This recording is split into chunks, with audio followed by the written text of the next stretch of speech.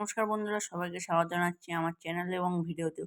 তো আজকে দেখতেই পাচ্ছ লিখে রেখেছি কয়েকটা আগে থেকে পাখিদের ইংরাজি শব্দগুলো, এবং আমি আজকে বেঙ্গলি মিনিংগুলো বোঝাবো। তো এটা ভিডিওটার পার্ট 2, মানে এই টপিকের পার্ট 2। যারা পার্ট 1 দেখুন অবশ্যই দেখে এসো। তো প্রথমে লিখে রেখেছি হামিং বার্ড। হামিং বার্ডের বাংলা অর্থ হামিং বার্ড।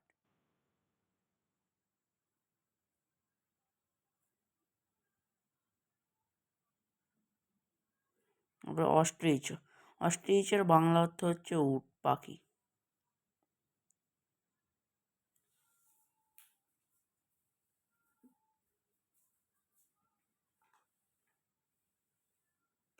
তারপর লিখেছি কাইট।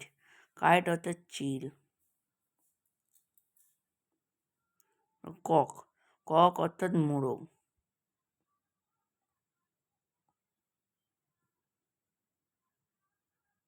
তারপর ক্রেন। ক্রেন মানে হচ্ছে সারস পাখি যেগুলো হয় না, সেই।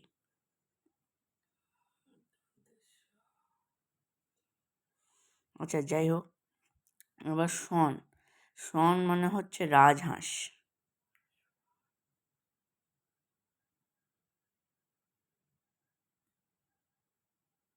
এবার কিংফিশার মানে হচ্ছে মাছরাঙা।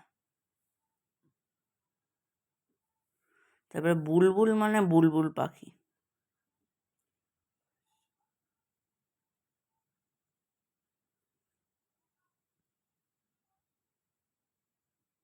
তারপরে উড পেকার। এই উড পেকার মানে হচ্ছে এ কাঠঠোকরা।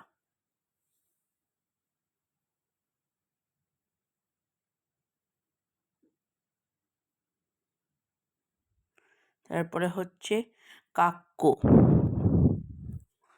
আর এই কাক্য মানে হলো কোয়েল।